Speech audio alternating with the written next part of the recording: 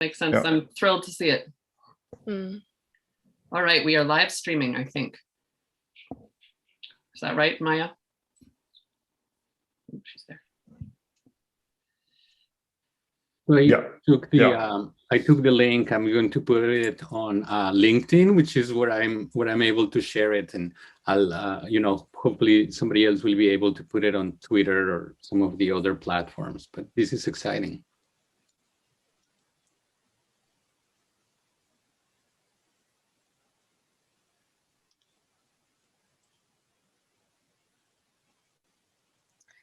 When I share my screen now, do you see just the holding slide? Yes. So you're not seeing like my script or Twitter or anything? No. No. Sweet.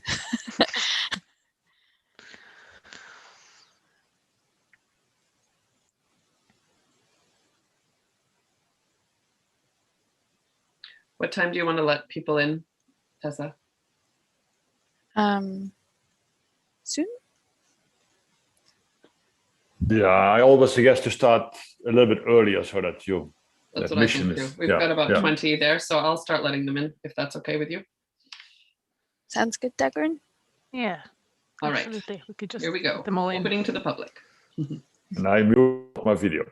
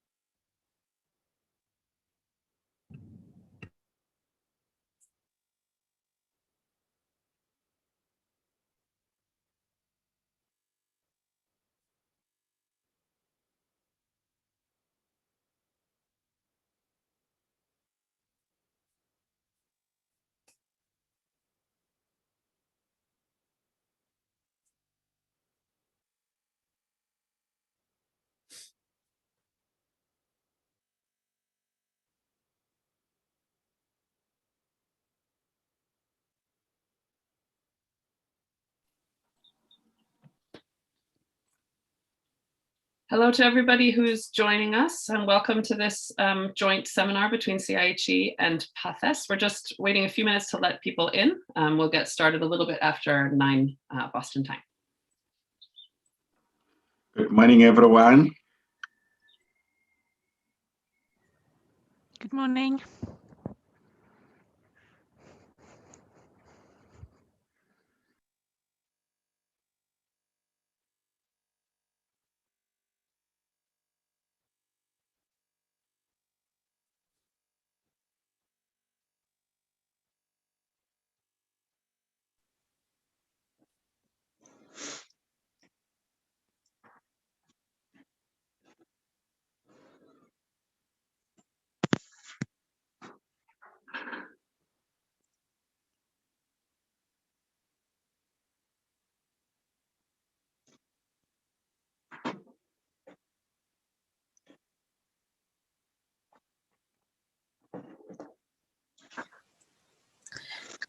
Good morning, good afternoon, good evening, and welcome to everyone. It's great to see you all here. We're going to get started in a couple of minutes. Thank you all for your patience. In the meanwhile, if you would please mute yourself and turn off your cameras, we'll be starting soon. And we hope that you will also introduce yourselves in the chat so we can learn where everyone is joining from.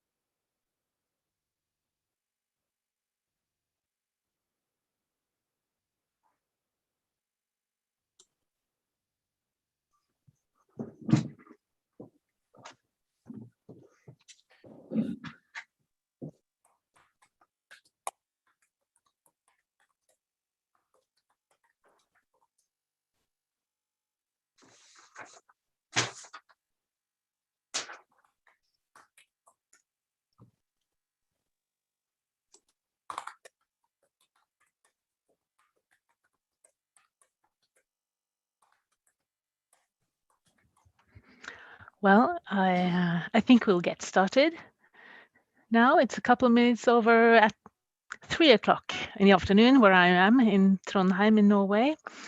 Welcome and thank you all for joining PATHES and the CIHE. Is that for this event? I am Dagrun Engen. I'm an assistant professor at the Norwegian University of Science and Technology, and I'm also a board member of PATHES, the Philosophy and Theory of Higher Education Society. Just to tell you a little bit about PATHES in the beginning here, PATHES is an international learned society, and our efforts are aimed at helping promote and sustain the efforts of scholars interested in or working in the field of philosophy and theory of higher education. We do have an interdisciplinary group of members, and we would like to have more members from around the world. We have an annual conference, and we are affiliated with a journal, The Philosophy and Theory in Higher Education, published by Peter Lang. And we have a reading club that meets once a month, seasons of weekly social meets, and we host and co-host events like this event today. And I would say a little bit more about some of the events and so on at the end of this webinar. But first of all, just welcome. Hello, everyone. I'm Tessa Delaquil. I'm a research associate and doctoral student with the Center for International Higher Education, or CIHE, and I'm so pleased to welcome you and have you all join us for this event. The CIHE is a major research center at Boston College. We believe that an international perspective is needed to foster enlightened policies and practices in higher education. Our activities include research, publications, training programs, and advisory activities done in collaboration with other research centers and scholars around the world, especially in emerging and developing countries. It is our pleasure to co-host this event with PATHES today. Our event today, as many of you will know, is titled The Digitized University as Space, the Future of Home and Community in Higher Education Life, and will feature presentations by two prominent scholars whose expertise is focused on digitalization of higher education and the related themes that we will explore today. These include the philosophy and principles of new hybrids of the digitalized university as space with Dr. Rikke Nørgaard, and a political economic perspective of digitalization of the university in relation to proprietary digital platforms with Dr. Yanya Kominovic. Now, the format for today's event is as follows. Each speaker will present for approximately 10-12 minutes. And after that, the panelists will have the opportunity to pose each other some questions, followed then by audience questions and answers in the second half of our event. And also, please post your questions in the chat box as we go, during and after the talks, and we will be collecting and organizing your questions. And just a heads up that today's talk will be recorded. And now onwards to formally introduce our speakers for today. So our first speaker is Rikke Nørgaard. She's an associate professor in educational design and technology at the Danish School of Education at Aarhus University in Denmark. She's in the steering group of Center for Higher Education Future and board member of PATHES. Rikke's research focuses on the complexities and interrelationships of technology, hybridity, culture and higher education design, and philosophy in relation to future education. She is consortium partner led in several funded projects with a particular focus on developing future higher education. Projects include VASE, Value Sensitive Design in Higher Education, Ignite, Design Thinking and Making in the Arts and Sciences, and STAC, Student Academic Digital Competencies in Higher Education. And Rikke Nørgaard has published numerous articles and given keynotes on hybrid higher education, digital humanities, and designs for future higher education with the focus on higher education values, visions, and design for the future university. And now I'd like to introduce our second speaker, Yanya Kominovic. Yanya is a lecturer of higher education at Lancaster University. She is a management committee member of the Global Center for Higher Education, CGHE, and a co-director of the Center for Higher Education Research and Evaluation, SHARE, at Lancaster University. Her research focuses on the political economy of higher education and higher education markets. Kominovic is especially interested in the relation between the digital economy and the higher education sector, and in digitalization, datafication, and platformization of universities. She leads the ESRC-funded research project, Universities and Unicorns, Building Digital Assets in the Higher Education Industry, which investigates new forms of value construction in digital higher education and employs a theoretical lens of rentiership and assetization. Kominovic is published internationally on higher education policy, markets, and educational technology. Okay. So I'd like now to invite Rikke to share her presentation. Thank you, Dagrun, and thank you, Tessa, and thank you so much for inviting me. Let's see if I can multitask here. Yes, so you should be able to see my presentation now, I think. Yes. Yeah, thank you. And I'll try to keep within time as best as I can, and otherwise I will share the slides in the chat afterwards, so you can have a look at it if we don't get through it all. Thank you for the very nice introduction as well. I'll try to talk a bit of kind of a philosophical, theoretical view on the situation we find ourselves in now and in the future, and thinking about digitalization of higher education and higher education institutions from this kind of theoretical, philosophical perspective, focusing on hybridity. I also do what I call sometimes applied philosophy, so concrete educational developments and formats, actual practice, and if you look me up, you can find some publications on these more kind of practical matters.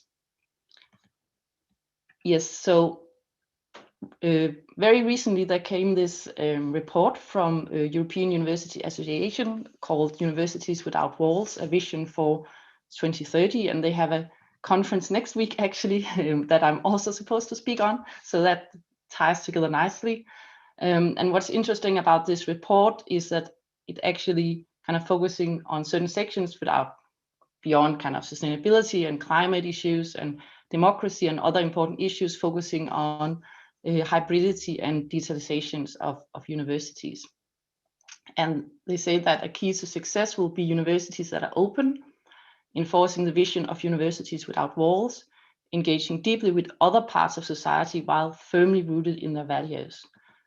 Furthermore, they say that when looking to the future, we envision universities without walls. These are universities that are open and engaged in society while retaining their core values. So they provide an open, transformative space for common knowledge production through research, education, innovation, and culture. Also, they point towards that universities will continue to be characterized by being cooperative and networked institutions, locally, nationally, and internationally. And that kind of ties well with what I'll talk about in a second, hybridity, when they say that on the one hand, universities are places of respite and refuge, while on the other hand, they are actually involving citizens and non-academic partners. So this is what I would call like a hybrid entanglement, or one sort of hybrid entanglement. Finally, they say that the nature and structure of universities will be hybrid. In the future, this will entail that physical and digital learning and research environments must be designed in a holistic way to accommodate the different needs of a diverse university community and allow for flexible and blended approaches to explore new innovative ways of pursuing university missions. So this is kind of the foundation, or when looking to the future, that I primarily do in my research in philosophy and thinking. Okay, so what does all these kind of nice words, what do they actually mean? How could that look when we think about those philosophically? So one way of thinking about it, and a way I've been working with it, is working with the notion of hybrid university, and really trying to take the notion of hybridity philosophically and theoretically seriously. So what is a hybrid? Well, a hybrid is, we have a mule up here in the right corner, which is a hybrid of a donkey and a horse. But a hybrid is not a donkey horse and it's not a horse donkey, but it's something other, something on its own, a heterogeneous new composite, a mule. So when we talk about hybrid universities and hybrid higher education, hybrid learning and so forth, we're really talking about these new designs and formats that are something on their own. So that's also when I talk about something like the post-digital university, that it's not about if it's online or on-site, digital or physical, but these kind of new breeds or species. So hybridization describes the amalgamation process of developing these new hybrids, the process of designing for this new university or designing for new higher education. And hybridity is the phenomenon which describes the relationships between the hybrid and the hybridization, the coming into being, so to speak. So hybrid universities utilizes hybridization to dissolve dichotomies, which is kind of the main core point here, between, for example, traditional dichotomies between offline, online, digital, analog, formal, informal education, synchronous, asynchronous, and so forth, to create new hybrid spaces for all. Hybrid communication, collaboration, and community. And that's the Danish model to the right, where we had like the STAC project that was mentioned in the beginning, really trying to develop these formats. And the reasons for communication, collaboration, and community is that when we read into the literature and try to do literature studies on hybrid teaching and learning and hybrid education, these are the three main fields for developing hybrid learning environments. So some possible dimensions, as I mentioned, is online or on-site, open or closed, and so forth. And rather than thinking in either or terms, these are kind of dissolved into something new that we don't necessarily have proper names for yet. So what is an online, on-site, online university, for example? We don't really know yet. Or what is it for a university to simultaneously be on campus and at a cultural institution and at a company, and kind of being spread and sprawling across such dimensions? What we can say that is that it's like the focus is on hybrid entanglement and trying to kind of integrate and merge these hybrid connections in new ways in teaching and learning practices, institutional practices, and as a university, as an institution in itself. So based on this, higher education can be considered hybrid if it facilitates such an entanglement along these axes, and if it aims for becoming kind of a hybrid place, hybrid network, and a hybrid heterotopia. And I'll mention these now. So universities as hybrid places point towards trying to establish these new breeds, these new species, as something non-ephemeral, tangible, a real place, not something that's just out there in the cloud or somewhere, but it's somewhere we can feel at home. It's somewhere where we feel we belong. So one major danger with digitalizations of institutions is that there's a high risk of suddenly being someone without a place of one's own, being a persona non locata, as Girin talks about. And this is as becoming almost non-existence, being homeless. And so one dimension of hybridity is really to focus on how to avoid this, how to actually have a university that to a meaningful extent can be a place to dwell in, even though it's hybrid. You have a co-ownership and you feel agency toward it. So it's an integrating campus when we talk about digitalization. And that's one hard focus point, is to think about how to create this somewhere and something for somebody, as Casey talks about. So if we want to have a playful digital university, we have a responsibility as teachers, academics, institutional leaders, designers, evoked by drawing people together, fostering dwelling, inviting for joint placemaking in these hybrid forms, and really focusing on evoking care, collaboration, connectedness, and collective spirits in institutions that are digital. Then also university as hybrid networks. So here we're moving into kind of network learning, network thinking, more kind of digital practices. And here we see network learning being kind of integrated into hybrid digital universities, where institutions, society, teachers, researchers, students employees, workers, and citizens enter into closer dialogue and partnership, as that it was also talked about in the report. And then it's really about thinking about how to not lose the university while being engaged in society, and how to create this knowledge together, and societal value, not only socio-economic value, and how to create a balanced dialogue so that university and society are both kind of networking and networked at the same time.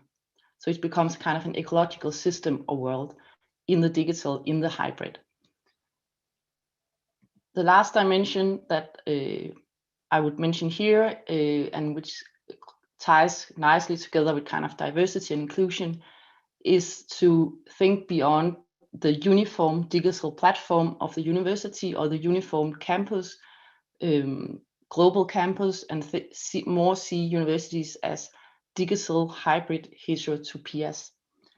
And so heterotopia means other place. It comes from Foucault, and can position itself in multiple rooms at once. So as you can hear, it's quite connected to hybridity. So how do we not just have one system fits all here? How do we not just have a kind of become a number in a system and everything is kind of uniform? Rather see ourselves as rooms that can actually be incompatible, be heterogeneous, be rhizomatic, be impenetrable and permeable at the same time. So Heterotopia is really aiming for a digitalization of universities that kind of highlights the difference, highlights diversity. Sometimes I differ between inclusion and diversity in the way that diversity is allowing everyone to be different on their own terms and trying to kind of encompass that, while inclusion is trying to include everyone in the same space. So hybrid universities are going more for that kind of heterogeneous diversity than the uniform kind of inclusion strategies. So I think I have like 5 minutes left. I'm just looking at background there. Yeah, okay. So if we are trying to kind of tie together these kind of philosophical underpinnings that I really lightly just touched upon, and we can kind of discuss it afterwards, and then draw together all of kind of the design knowledge as well, because that's the other half of me is kind of as a design philosopher, design thinker, educational developer. How can we kind of think philosophically about designing future institutions that are digital and hybrid? So the first one is really to, when we are designing new teaching formats, new learning environments, new institutional practices, to really focus on heterotopic places and hybrid knowledge forms. So in designing for the future university, these new breeds of higher education needs to be a fusion of separate parts that keeps the heterogeneity in place, so to speak. So it doesn't become uniform, it doesn't become what is called like a striated place where everything is the same, but is a smooth place where everything is different. And so it should really be an online digital environment that support and invite for rhizomatic, polyphonic, and heterogeneous knowledge forms. So it's not like multiple choice tests, handing something into the learning management system and so forth. It's more a vibrant matter dialogue where we are aiming for the known unknowns and sometimes perhaps even the unknown unknowns. And how do we do this together through networking, through hybridity practices? The other thing really to focus on is this, which is the core part of hybrid education, the dissolving of dichotomies through hybrid higher education. So how can we dissolve the dichotomy of asynchronous and synchronous? Can we be asynchronous and synchronous at the same time? Can we talk together in multiple ways? Can we participate in an on-site course even though we are on-site somewhere else, in a cafe or in a playground, and so forth? So it's this decomposition of dichotomies that are highlighted in the report, but also when we think about hybridity in more philosophical terms. So it's a space of inclusion, not exclusion, and it's an approach, it's trying to approach different spaces, interaction, and experiences, a bit like an alchemist aiming to create gold through hybridization processes. So we have these really strange, a bit scary new creatures here on the left. How do we control these while keeping them uncontrollable in a certain way? How do we keep something open without losing everyone? So these kind of really, really hard questions are in the focus here. I have 5 points, so we are nearing the end. The other thing, which perhaps points towards the VASE project as well, the value-sensitive design in higher education, is to have value-sensitive hybrid homes. So really having the virtues of the university, the values of the university, front-loading the ethics before offering a system. So when we talk about hybridity and read into that, then it's kind of characterized by open-endedness, risk-taking, experimentation, collaboration, dialogue, empathy, critical creativity, mutual care, commitment, and so forth. All these nice values, and we can't have them all, even though we would like to. So what kind of hybridity, what kind of alchemistic gold things am I trying to make here? Is it something highlighting experimentational practices? Is it something highlighting dialogue with society? Is it something highlighting empathy with stakeholders? And this is really important to kind of circumvent or disencourage sinister, cold-hearted hybrids, as I call them, like these kind of cold systems where you really feel just like a number and you're not anywhere and you're not anyone and there's nowhere to go. So this is kind of also pointing towards designing for hybrid communities that has kind of a breadth and a depth. So the depth is really thinking about the belonging, and when we are evaluating digital hybrid formats, asking about the values. So did you feel you belong? Did you feel heard? Did you have a voice? Were you able to engage and stuff like that? And the breadth is kind of the entanglement with the world. Did you feel part of the world? Did you feel that what you did mattered? So forth, the action you took.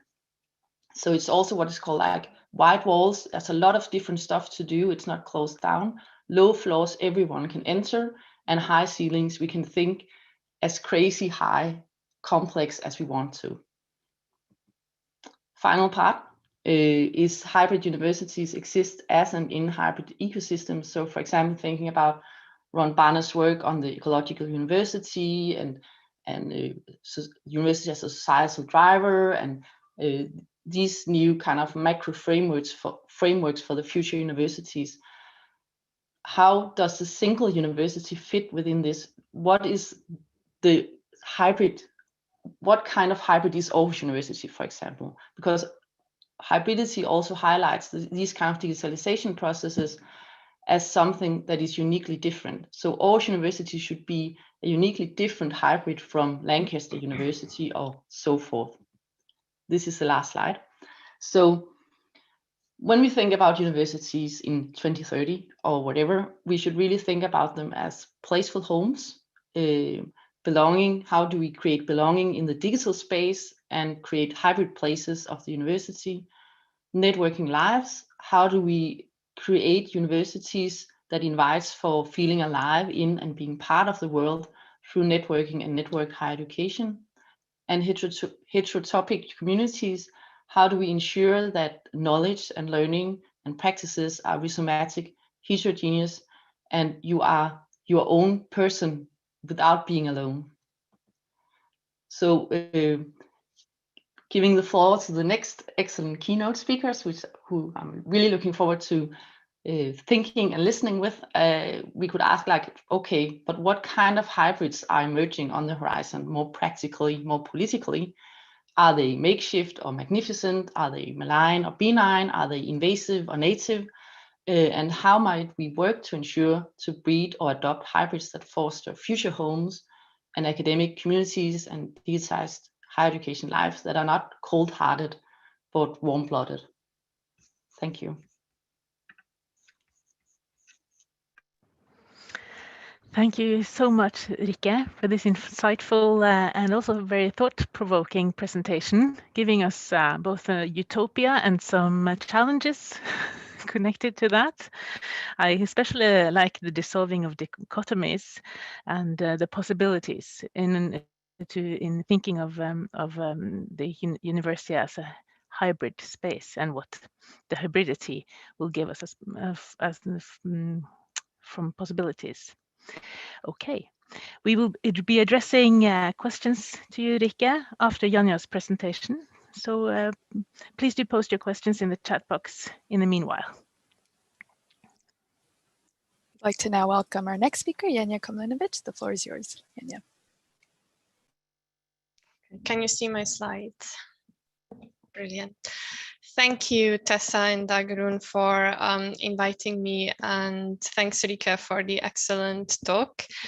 So when Rikke and I were discussing today's event, we decided that the notions of hybrids and hybridity would be our connecting idea, which was good for me because Universities and Unicorns is a title of my new research project that I just started in January.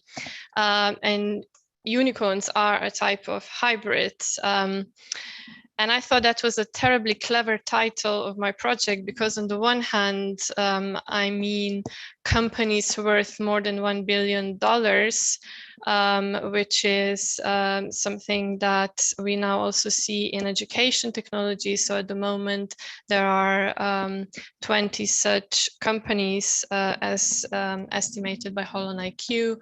But on the other hand, there are also these magical creatures symbolizing purity, innocence, power that people chase and pursue, and they are hard, if not impossible, to get. So something similar to this kind of wide-eye startup entrepreneurs chasing the idea of becoming a unicorn.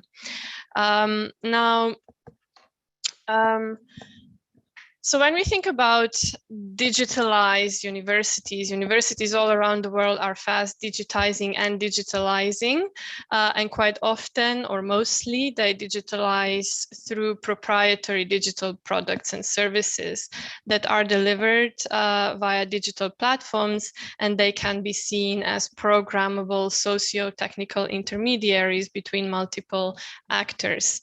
Now, these platforms that universities use and engage with are very, very diverse. So they can be, as I mentioned, proprietary, but they can also be locally constructed. They can be coming from big tech companies. Just imagine Microsoft or Google, who are quite decisively penetrating the education sector, or they might be prepared and constructed by education specific and quite new startup companies. They might be free, they might be payable, they might be for profit or not for profit.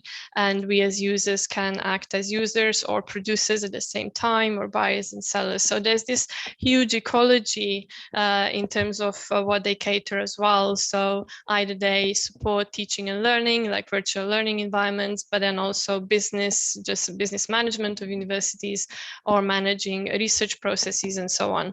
So we really see this kind of very dynamic, changing complexity of digital ecosystems in the higher education sector, broadly conceived.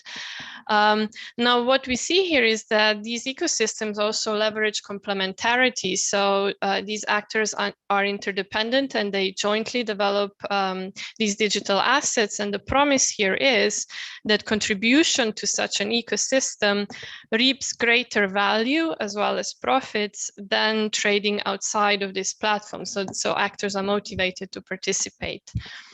Now, how are these proprietary digital platforms governed is not through markets of commodities where you would see the exchange of commodities and property rights for paying a price, but through so-called rentiership and assets. So that implies that there is an entrepreneurial and investor strategy of owning and controlling digital platforms, including who gets to access these platforms and what happens on these platforms, including the follow-through rights. And for allowing this use of such digital service, they charge rent. That rent comes in monetary terms, such as various kinds of subscriptions or fees per click, fees per user, and so on, that are in the higher education sector quite often paid by universities instead of students and staff. But the rent is also in the form of data. So there are authors who call this, like Jathan Sadowski, he calls this data rent, which is we as digital users leave behind personal data as we engage with these platforms, and this data can then be made valuable, monetized, and made useful quite often by platform owners and data controllers. So it goes beyond let's say the use of the higher education sector proper. Now, in what follows, I will address 4 potential broader implications for the higher education sector, and then I will conclude with playing this idea, with the idea of complexity of hybridity that Rika so well elaborated already. The first potential implication is around the nestedness of platforms, digital platforms, and then data policies around them that we can now find in the higher education sector.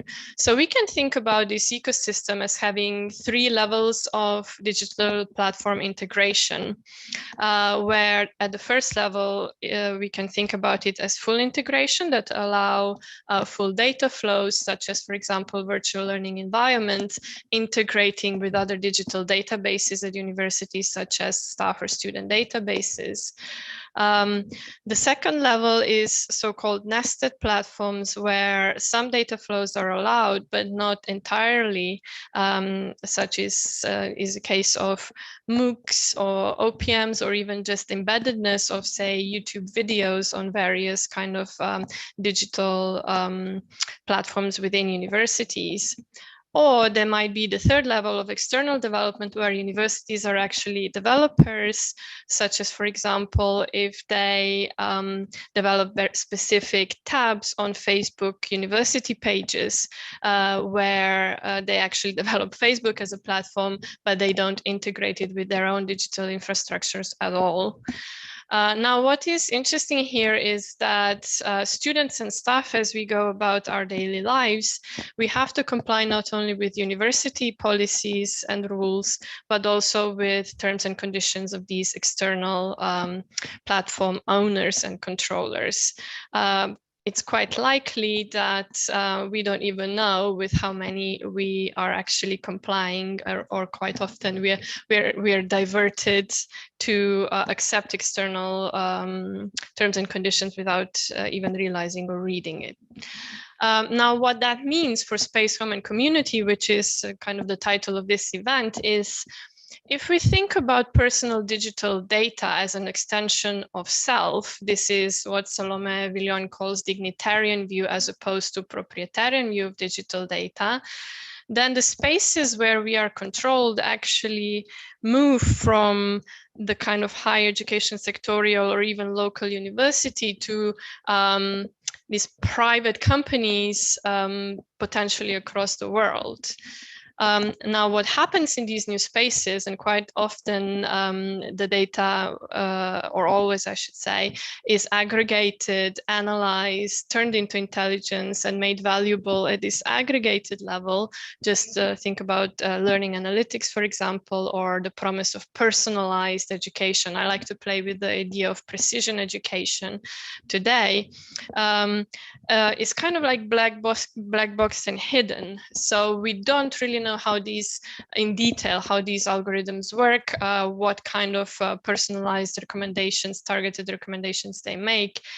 And in this sense, algorithms and predictions could be seen as new higher education community members doing work and having some sort of agency supporting decisions.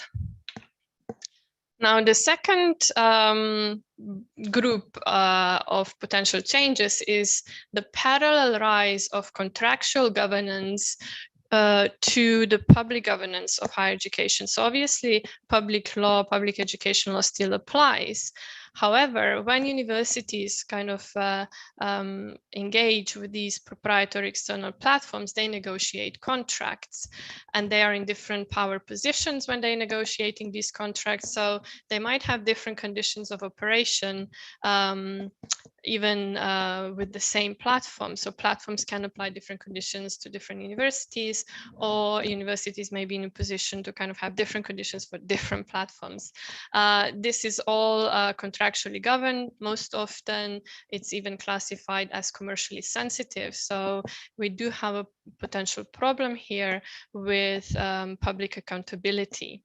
That's when we are thinking about kind of like business to business relations. But if we think about platform to user relations, we come into the territory of terms and conditions or terms of use, which also have a legal status of contracts, but they govern the relations between platforms and users. This is, you know, where we always consent and click and go on. There are problems with power relations here, because as users, we either have a choice of accepting all of the terms and conditions if we want to use these services and products, or we can't use them at all. So we can't really choose not to. There is also an interesting potential ambiguity here in terms of mergers and acquisitions, because in the digital economy, this is quite a common sort of behavior or phenomena, where we see daily really which tech company acquired some other tech company, either to scale their business, work across the business lines, and so on. And we can also see that happening in education technology. So Salome Avillon, that I mentioned already before, talks about this vertical and horizontal governance, where vertical means this kind of relationship between the user and platforms, but then horizontal refers to aggregated data that is actually then of interest, where we are put in groups and we are classified together with other users at the bigger scale. So it becomes much more relational. Now, at the moment of data production, we cannot even imagine what will happen with our personal data in future, or in which spaces, or these spaces might potentially change, including in governance and rights over this data. So we can think about temporal and spatial black boxing of this dynamic. The third phenomena is what I call reinstitutionalization of higher education. And here, if we think about higher education very broadly, maybe even lifelong learning 2.0, we can see an interesting phenomena. So on the one hand, authors write about the so-called unbundling of universities as they engage with digital platforms, either in cutting down full degrees into shorter sort of modules or deliveries, but also in terms of how they deliver the programs, like, for example, digital online programs together with OPM companies, or we see the rise of micro-credentials, stackable degrees that are offered even by other actors and not universities. At the same time, the majority of investment in edtech platforms goes into those platforms that are targeting individuals directly, so circumvening universities as institutions entirely. What we also see happening is this emergence of new rules, norms, and forms of recognition of this kind of knowledge and skills that is being established. So even potentially being included in national qualification frameworks. So this kind of new, so I wouldn't say that we are deinstitutionalizing higher education of potentially kind of universities, cutting universities out, but reinstitutionalizing in this complexity of new rules.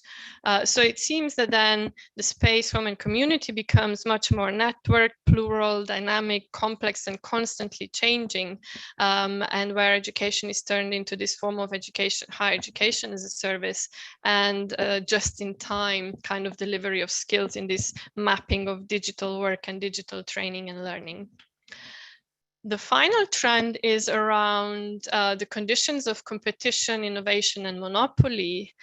So if we can think about monopolies in two ways, so platform monopolies versus market monopolies. In terms of platform monopolies, or shall I say, in the education technology industry, the promise of innovation, disruption, you know, this kind of new ideas is kind of at the core. But platforms are protected from competition by being assets, so having copyright and patents, in a sense inherently kind of prohibiting competition or developing this kind of innovation.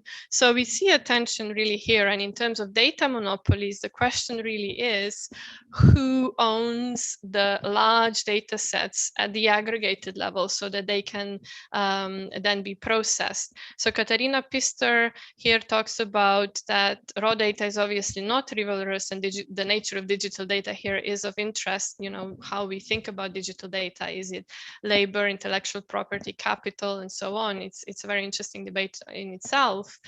But what is rivalrous is basically the algorithms and predictions.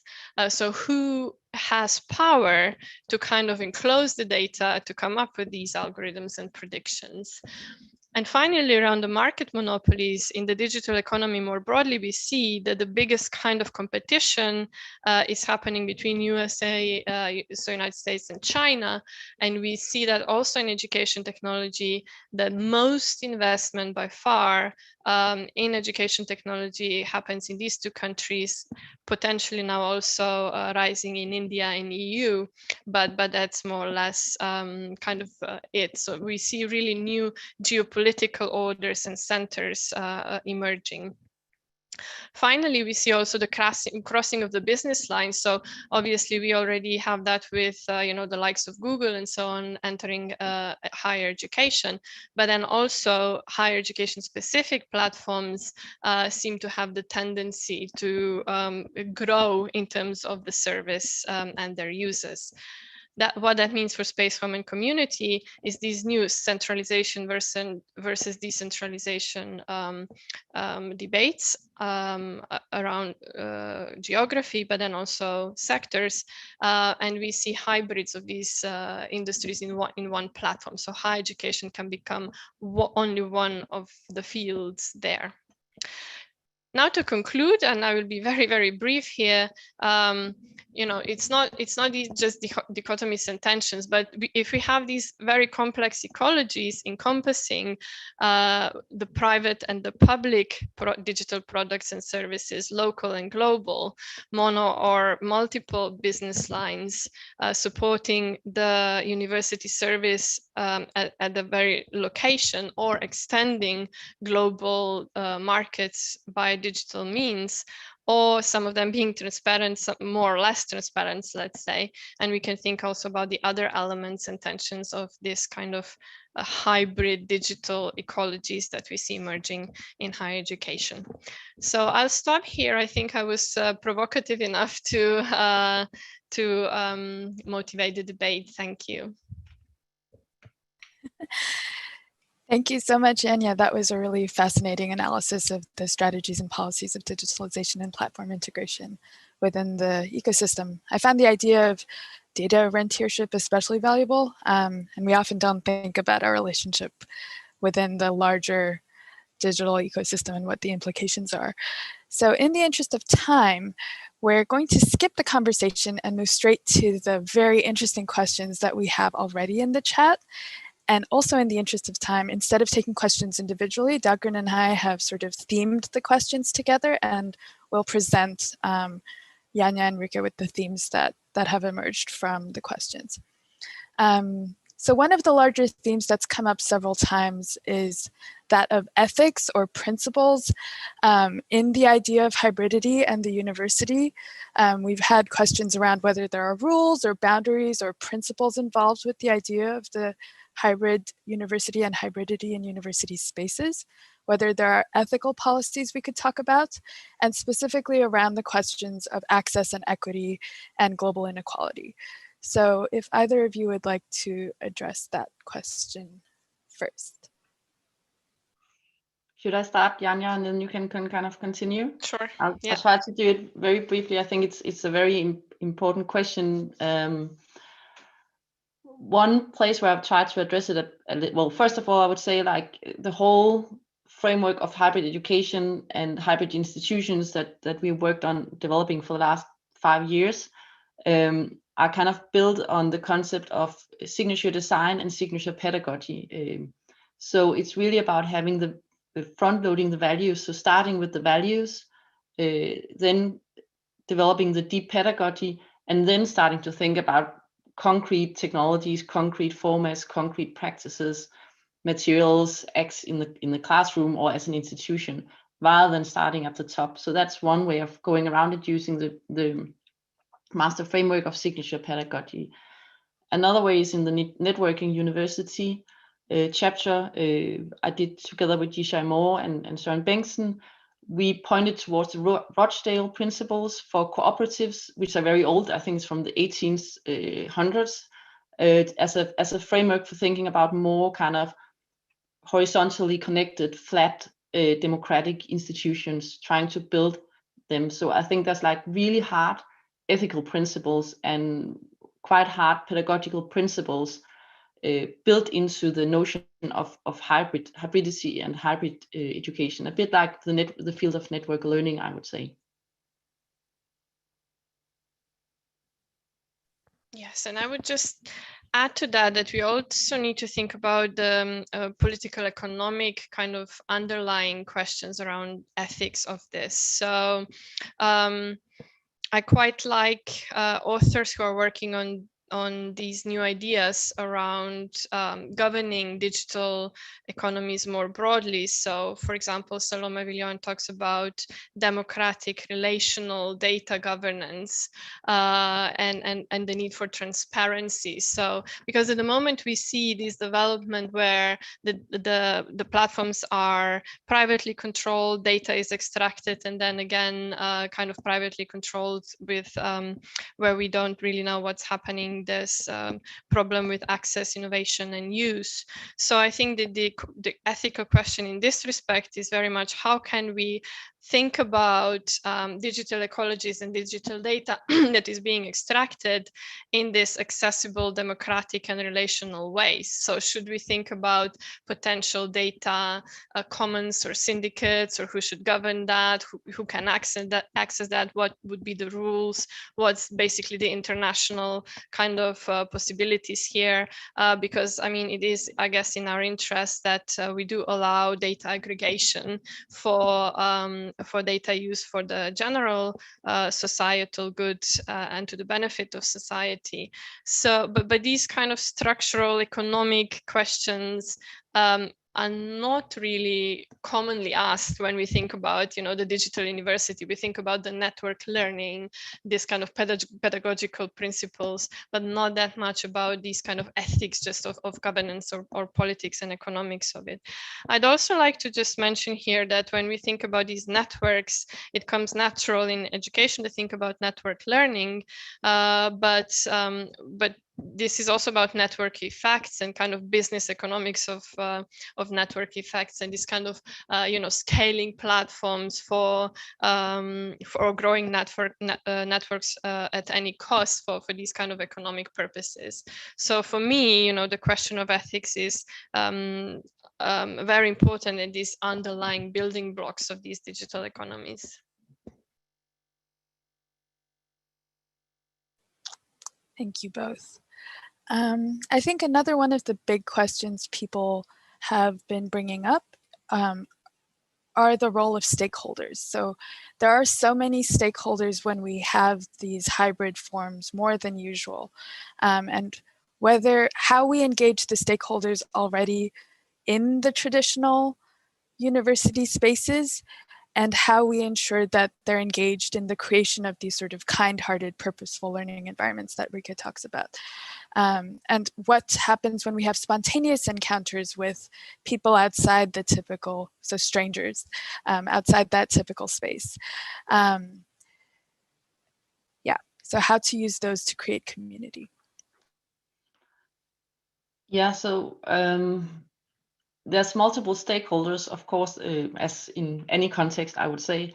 I think some of the, well, at least in the Nordic universities, probably also the European and elsewhere, we see like this, I think what I would call like an uneven dialogue at the moment, if it's a dialogue at all, where kind of universities are leaping for society and trying to either give the students a job after their ended studies or have value in society in a kind of harder economic way. And then stakeholders become someone that we should kind of leap for. Like we have excellence tracks, we have incubators, we have a new master big strategy at Aarhus University at the moment called the AU Kitchen, where you can come and build a company or I don't know, make a company, and the Danish bank, the Danish companies can come into the university and offer cases that students can work on, and it becomes kind of a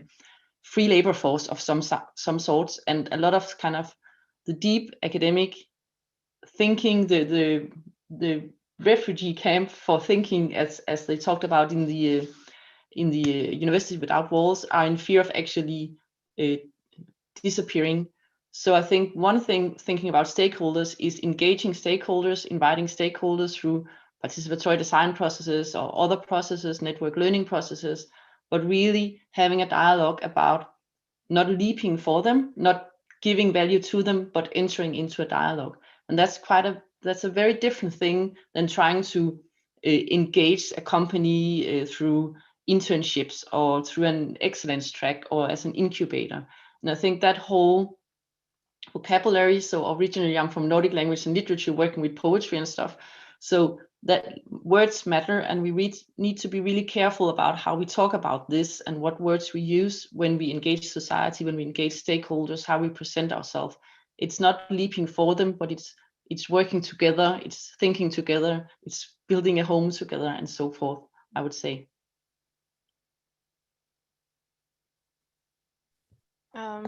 Thanks, Rika. I entirely agree. Maybe just to add here that with Rila Rapper, a colleague from Durham University, we're thinking about the difference between governing with data and of data as well. So just in terms of governing with data, it seems that there is some sort of stakeholder consultation happening, but not very much when we think about governing of data, and then it becomes much more messy and complex, which would then have impact on what Rika was just saying. So who gets to kind of decide what you do potentially with all of this infrastructure and data that is collected and should be kind of made useful to stakeholders actually. I think we'll do one last question. There have been so many, I'm sorry we weren't able to address them all. But I think this question from Patrick probably sits in all of our hearts, where we ask what the university role is in hybridization, especially in relation to academic freedom. So what would be needed for universities to take back ownership of the digital infrastructure that they need to? And I think maybe this is a question more for Yanya, but also I'm sure Rika has thoughts on this.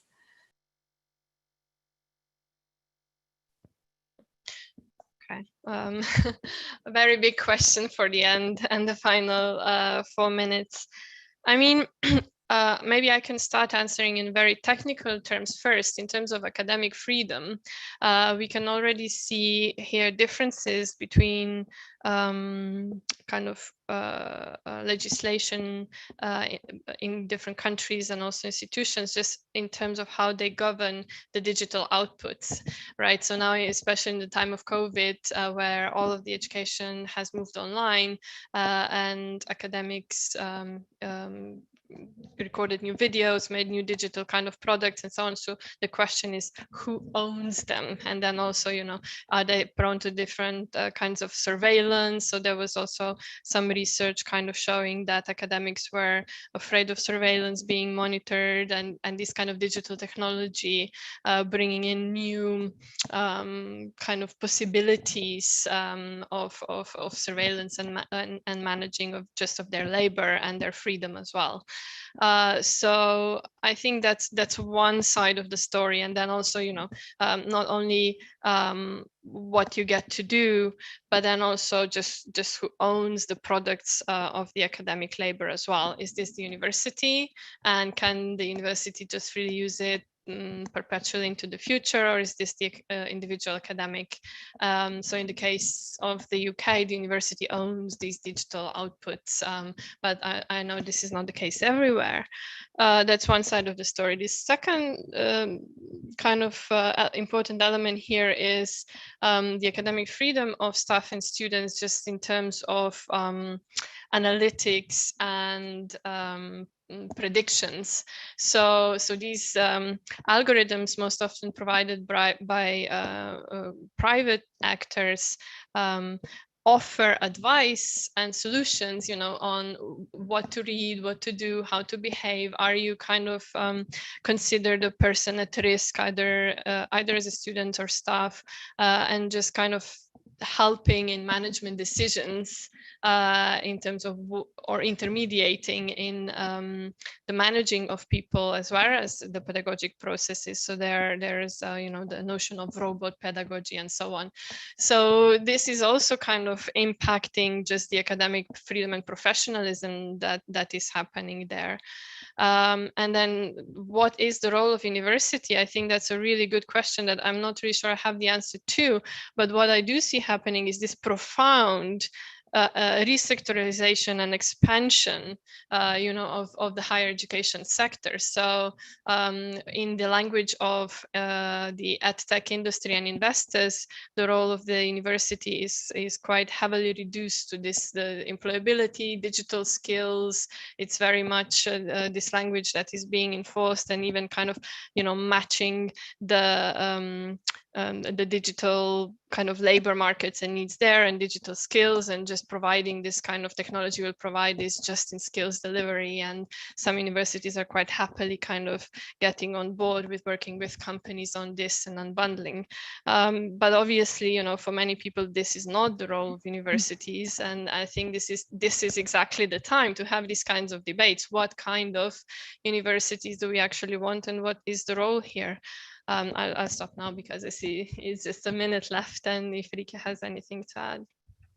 I'll add something really briefly, because I think Tessa and Dagmar might also have something to say when rounding up. And also connecting to another question in the chat about the ground. So rather than thinking about building shiny, global, all-consuming platform campuses, more thinking about 1 million micro hybrids on the ground shared, and that are quite messy and useless. So rather than making shiny videos of lectures that can be reused over and over again, because that's actually not good pedagogy either, it closes down the dialogue often, then have these messy events, like this is a messy event right now. It's recorded, but it won't happen, make do so that I won't speak again, or Yanya won't speak again, because this is a dialogue. It's quite messy. Yeah, there are some slides and stuff like that, but it's a one-off. So thinking about one-off pedagogy, hybrid pedagogy, rather than a universal, never-ending platform, I think is one thing. The last point I will make is around the pandemic. Really be careful not to build post-pandemic education on pandemic experiences, because the teaching, learning, and educational practice during the pandemic is rather useless in the bad term of that word, because it's emergency teaching, it's panic, it's using technologies that might not be good for the universities when it comes to data and so forth, but we are trying to survive here. So reconnecting with deep theory, reconnecting with ethical practice, reconnecting with pedagogical values when we come out on the other side, transformed as a new hybrid, slimy, trying to breathe and learn.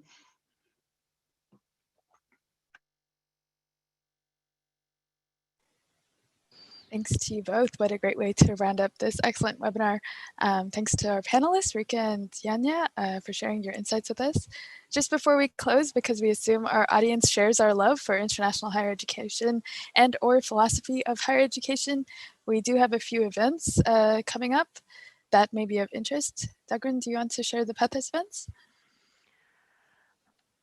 Yes, very briefly, let me just share with you. You can see now that this is from the PATHES website, pathes.org.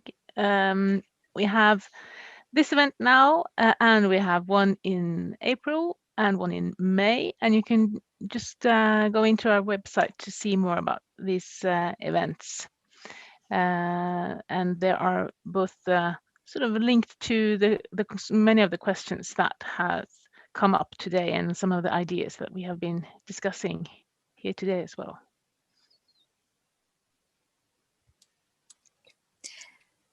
Also at CIHE, we have some events coming up. May 18th and June 15th, co-hosted events with the International Association of Universities. You can register for these events here. One is a continuation of today's topic in some ways, the digital dimension, open science in a closed world. And on the 15th of June, we have family-owned and managed universities, an important but unknown global phenomenon. We also have our annual West CIHE Summer Institute coming up in June, which you can register for here. And if you'd like to stay connected, please follow PATHES or BC CIHE on Twitter. And you can also subscribe to our open access journal. We have a new issue that just dropped on Friday. So do check it out. And once again, thanks to our panelists and for all of you for joining us today. And we look forward to seeing you at a future event soon. Thank you. Thank you all. Bye.